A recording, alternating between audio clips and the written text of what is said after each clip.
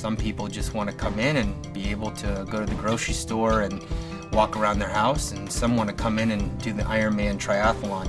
You don't anticipate that there's a life when you look down at that hospital bed and you don't see your legs, and you see your arm bandaged up, and, it's a bleak outlook.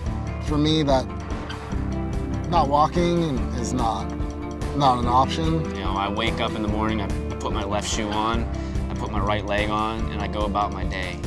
I drop my daughter off at school, I go to work, I train. When I come home at night, I take a shower, I take my leg off, and I go to sleep. And I think when you get to a point where, okay, I'm gonna live, now what am I gonna do with my life? I think people's goals in life changed.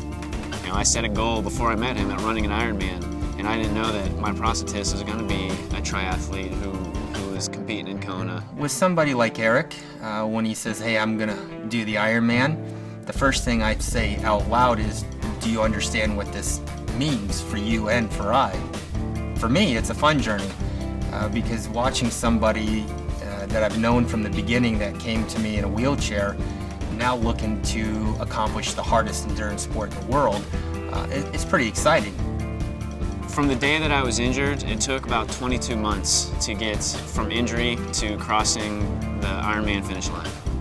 And now that I got there, now I have a time to beat. I want to see how good I can get.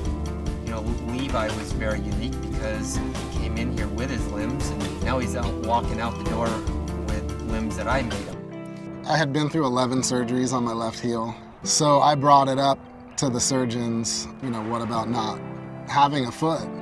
To see how well he's doing his quality of life from having two very destroyed ankles to now he's out riding his mountain bike, dirt biking, and doing life again. I'm actually getting goosebumps right now thinking about it. It really, really just opened my eyes to the world of prosthetics. I had no idea. I thought I was going to have a peg leg.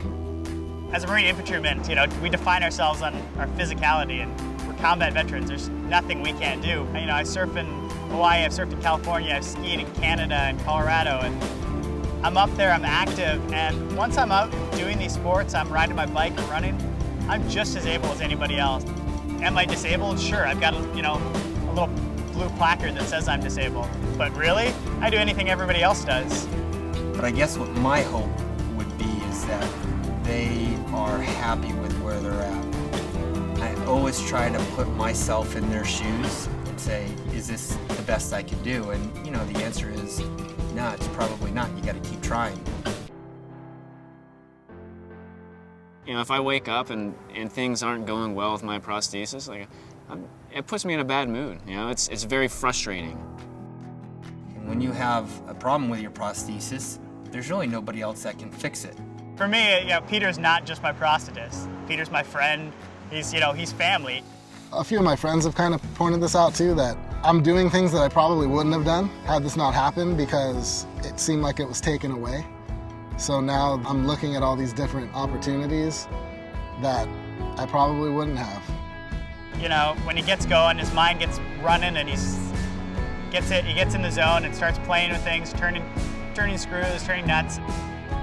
He makes sure that not only can we walk, but we can also run, and we can bike, and we can do CrossFit, and we can compete in sports, and we can compete in sports at a high level. At the end of the day, if you've really helped somebody for the rest of their life, you're not just helping them, you're helping the whole family, you're helping their friends, because they can enjoy life a little better.